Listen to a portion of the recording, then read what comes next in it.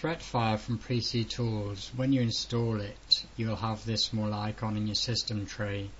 If you double click it, this is the user interface that opens up. Now the first thing you want to do is a smart update. Simply click Next. There's an update available, click Next and allow it to download and install. Now when it's completed, click Next and Finish. That's it. Now Start Scan, we'll come back to that in just a moment. Threat Control. Now allowed items. You get a little pop-up when it finds anything suspicious or something it doesn't recognize.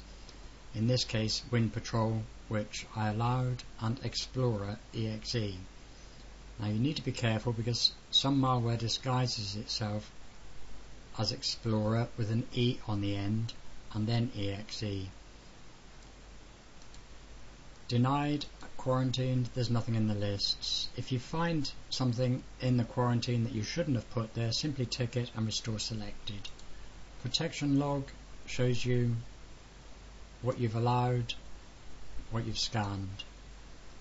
Advanced tools, custom rule settings. By default, these are all unticked.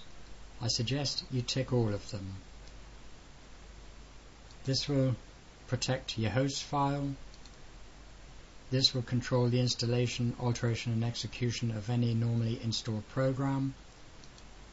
Process creating network connections, which is explained down here as a user requested rule for monitoring a process creating at least one network connection.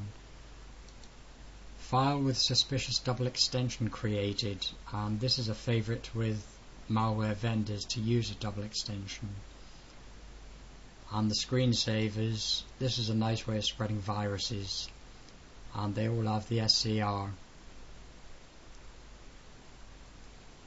You can add to this, you can delete, but I suggest you check all of these. So just check all and click apply.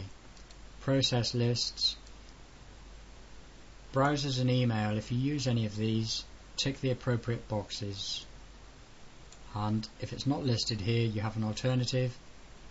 Put it in here, add a new one and add it to the list. Again, click apply. The system activity monitor, this will list all the programs that are running, and this is more for advanced users, and some of you might be interested just to find out what there is. If we look at Threatfire, you find that the certificate is PC Tools, the file description, the file company, the command name, and the modules it's running. They're all listed. Now settings, Threatfire protection, you can turn it off, but if you leave it running, it sits in the background idle. It's quite happy like that. If you tick this box, you may have compatibility problems with third-party antivirus and antimalware programs, so leave it as it is, unticked. Sensitivity level, the default is 3, which you don't get a lot of pop-ups. 1, you will get the absolute minimum, and 5, you will get the most pop-ups. Default actions, when a suspected threat is detected, prompt me. When a potentially unwanted program is detected, prompt me. When a known malicious threat is detected, quarantine and alert me. This way you can go into the quarantine and have a look at it. Check for updates. Download and install updates with notification. You also have the option not to check for updates, notify me about available updates, or download and install updates silently. Community protection is on. You can disable the community contributions. All this does is send information back of malware that it's found on your machine and put it into the community. It's analysed and added to the list. There's no personal information provided with this, it's completely anonymous.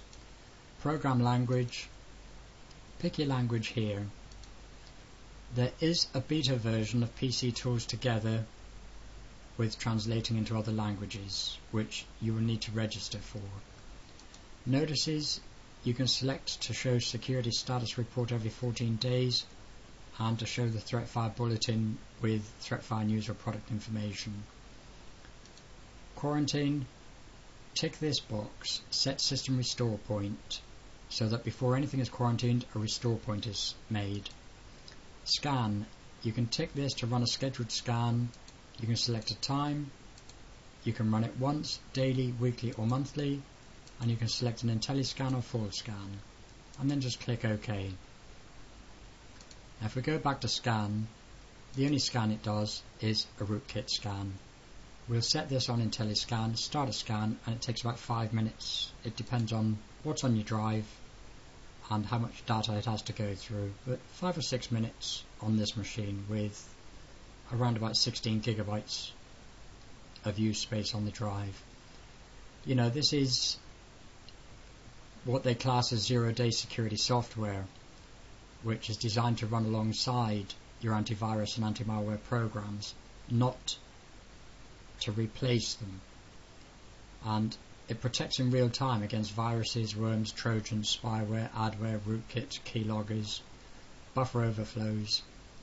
It's simple to use, it's easy to install. You just install it, tick the boxes I've shown you here, and just leave it to run. That's it. The resources are very low, and it's quite happy to run like that. And best of all, it's free.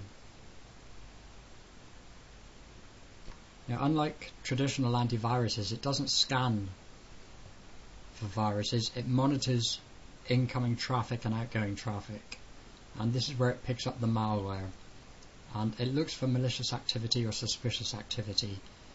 If there aren't any threats, you won't get any alerts. It's that simple. Yeah, it's finished its scan, it's found nothing. So basically install it, set it and forget it. That's it. You know, you have your protection stats, your system stats, and the worldwide detection, which this will change, this list with malware and adware. But basically you can just install it, set it, leave it alone. If you want any more information, check out my blog, which is Free PC Security, and you can find it at freepcsecurity.co.uk.